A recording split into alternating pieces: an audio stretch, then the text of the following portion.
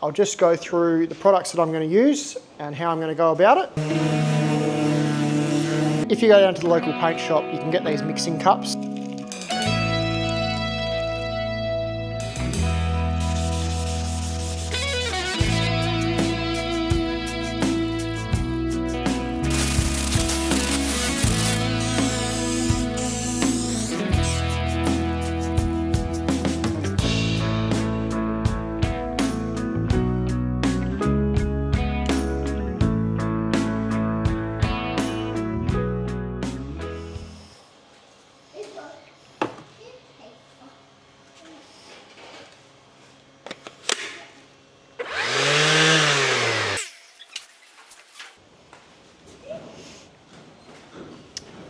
Welcome to another Resto I episode.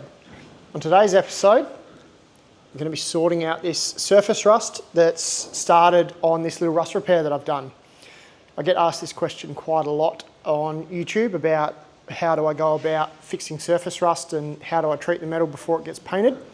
So I figured I'd do a bit of a video of how I do it. There's obviously quite a few different ways, but I'll just go through the products that I'm going to use and how I'm going to go about it. And we'll take it from this back to looking like nice clean steel again. This is the main one. So this is an Oxytec product. It's called Antiox. So this is basically a phosphoric acid. There's so many different brands, but it's always recommended to have a good read of the instructions and basically apply it exactly how they tell you to. So I've also gone and got some distilled water and some methylated spirits. So I'll show you the process that I use to get rid of the surface rust. So starting off, you want to get rid of as much of the loose rust as you can. It's just got a new 80 grit pad on the DA. So I'm just going to go over this quickly and get rid of as much as I can.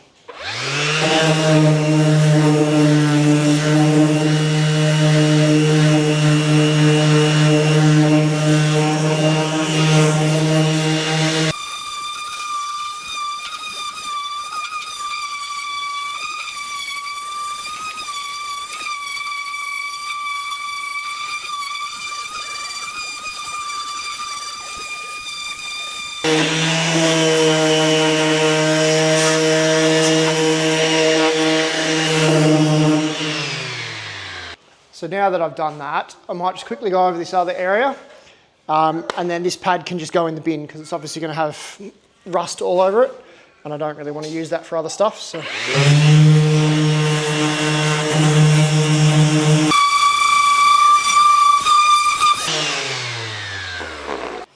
what I'll do is I'll take a photo of this label and I'll put a close-up on the screen just so you can see what I'm talking about. But this is basically medium to light rust. So there's different dilution rates for different applications. So we're going to go off the medium to light. It says on steel and zinc, dilute Antiox 1 to 10 and brush on or swirl on surface with a saturated rag. Allow 10 to 15 minutes for reaction and remove excess with clean water, damp rags. So the water that we've got down here in Albany is pretty average. So I don't really want to be using just normal tap water and putting impurities onto steel that I'm trying to clean. That's why I'm using distilled water. If you can use water that's as clean as you can, you're not introducing extra chemicals and other stuff into it. So that's why I've gone that way. So this will basically get mixed 1 part deoxidine with obviously 10 parts water. And then I've got some metho that I'm going to use afterwards to basically dissolve that water, well, evaporate the water, I should say. So I might just get some little containers set up, I'll get some gloves, and I'll start getting some stuff mixed up. If you go down to the local paint shop, you can get these mixing cups. They're pretty cheap, I think they're 20 or 30 cents each. But these particular ones, if you have a look in the cup, it's actually got all the different ratios made up on the side. So it starts at 2 to 1, and it goes the whole way up to 12 to 1. So what I'm going to do is I'm going to use the 10 to 1. So I don't need a lot of product to do what I'm going to do. So I'm just going to use the first increment. So I'll just put distilled water up to A, and then I'm going to do the deoxidine up to B, and then it should be at the right ratio. anytime you're dealing with any sort of acid or chemicals, it's a good idea just to put some gloves on as well.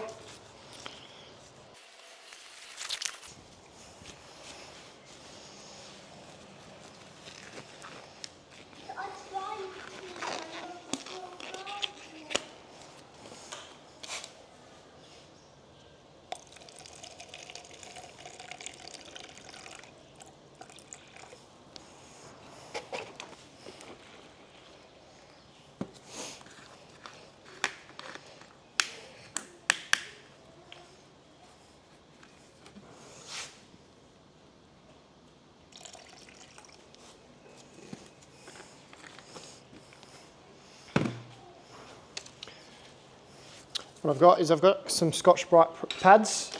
So these ones you can just buy as a big pad, and then I've just cut them down. So from the one pad, I've just cut them into 3 pieces.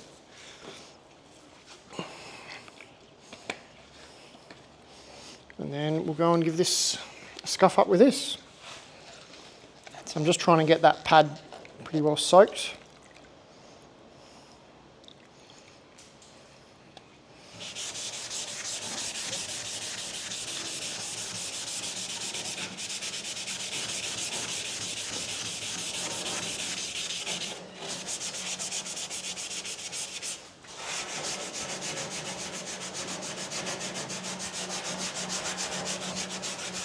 The one thing they say in the instructions for this is to not let it dry on the surface, but you need to give it long enough to work in as well. So sometimes you just need to go over it a few times.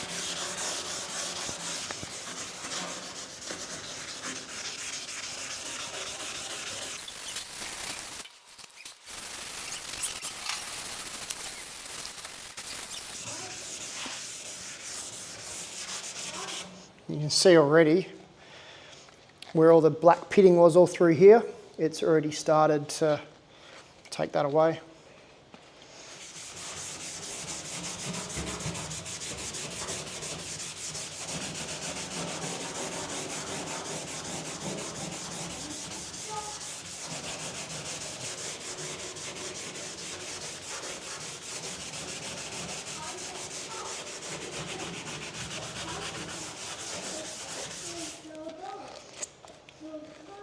This patch up here still needs a bit of work doing to it, so I'm not too stressed about how this one turns out because I'm going to cut this out and redo this top bit, but it's more just to show you how it works.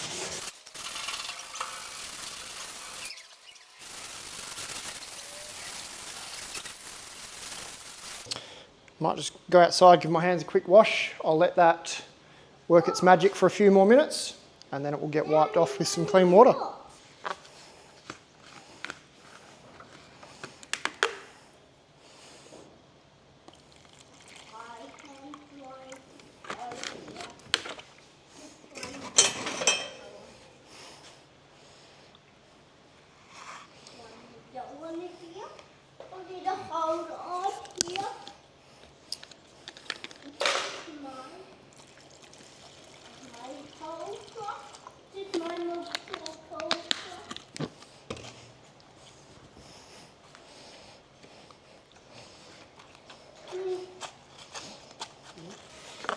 So I've got one that's just distilled water, and then I've got one that's got metho on the rag. So after a few more minutes, I'll give it because it's an acid, you have to neutralise it. So if you just leave this on the surface now, it's going to react. So you need to remove it, and then I'm using the metho afterwards to get rid of all the water. So more water is better than not enough. So you can see I've probably left that a little bit too long because it's actually started to mark. So I'm going to go over this again just with a little bit more acid, but that's how quick it can dry on the surface.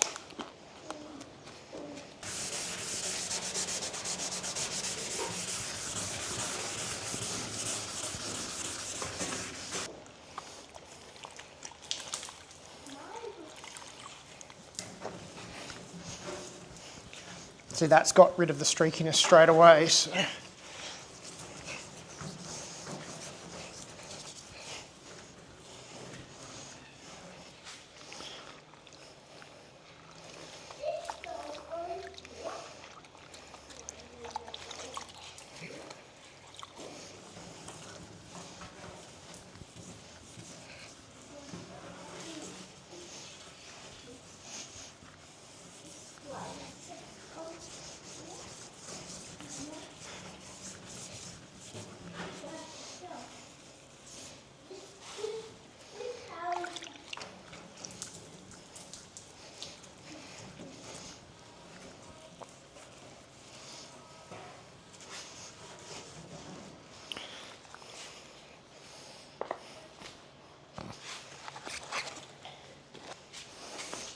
I'll get rid of the majority of the water now with compressed air, and then I'll give it a wipe off with some metho afterwards.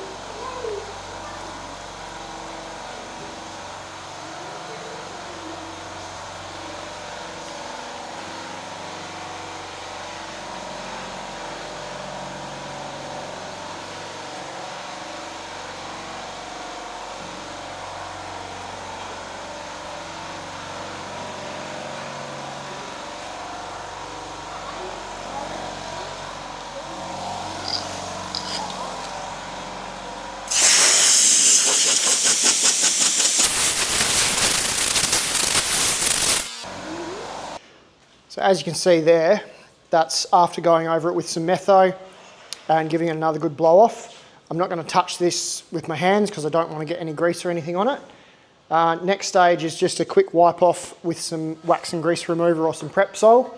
And then the other product that I've got is this one here. So I'm not going to go through and epoxy every single repair straight away on this car. So this is just a good product to put on the bare steel, just treats it, and you can actually paint over the top of this one down the track as well. So I'll leave the links of where I got all this stuff, but if you're in WA, there's actually a place up in Perth you can get it. Any of these products, they're classed as a dangerous good, so if you have to get them delivered, the delivery costs are normally more expensive than the products themselves. So if you can find somewhere local you can buy them, you're going to save yourself a fair bit of money. But yeah, I'll just give it a quick squirt of this and that'll seal it off for now. And then down the track when I'm ready to epoxy everything, just give it a light sand and it should be good to go.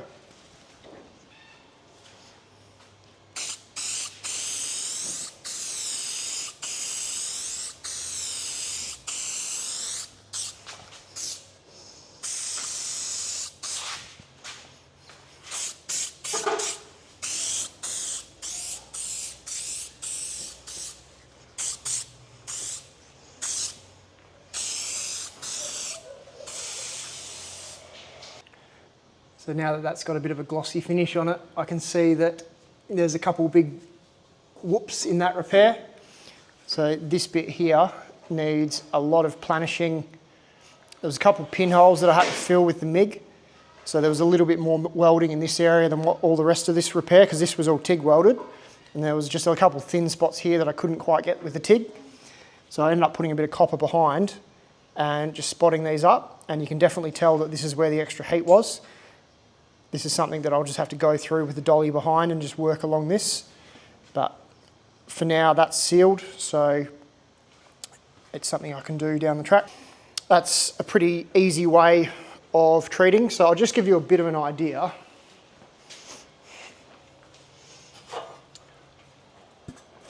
This is exactly the same repair section. That's for the other side. I bought these ones for the Prem before I started working on the ute, so it would have been probably around 2015, 2016 I actually purchased these panels. So they've been sitting for nearly 10 years. So you can see that side of it is still good, but they've been sitting in the shed that way up, and that is just the moisture that had been sitting on them and caused them to surface rust like that. So as you can see, to go from that sort of rusty metal to one like that, you can actually see this little area here where the Dino sticker was. So that area there wasn't rusted at all. So it's really nice clean steel, but you can see how this is still pitted. So I'll just keep an eye on this, but these pits I'm probably going to have to go through and give this a really good sand just to get these little pits out of the metal.